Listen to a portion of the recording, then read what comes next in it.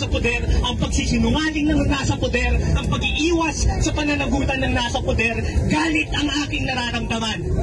Mga kasama, isang kwento po, 3 pangalan, Bong Revilla, Juan Ponce Enrile, at ang nagbabalik na Jinggoy Estrada. Noong 2010 po, sila ang number 1, number 2, at number 5 sa ating mga senador. Ano yung nangyari mula 2010? Naibunyag ang Tidascam, sinipa si Jinggoy Estrada noong 2019, naisalba lang ng Administrasyong Duterte ang kurakot na si Bong Revilla, 11 po ang inabot, pero 4 milyong Pilipino ang tumalikod sa isang nangungurakot.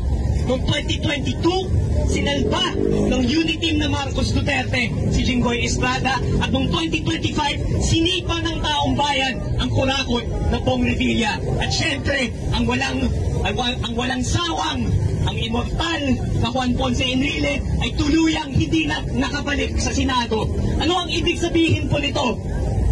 May tangal ang taong bayan, may tangal ang Pilipino. Alam natin kung ano ang tama at mali. Alam natin kapag korap, sinisipa nila, ginagawa natin ang tama. Ang kailangan lang ay patunayan at maging malinaw na kung ano man yung ginawa ng mga nangungurakot. Kaya ang panawagan po natin, ayusin ang Independent Commission, gawing totoong independent ito.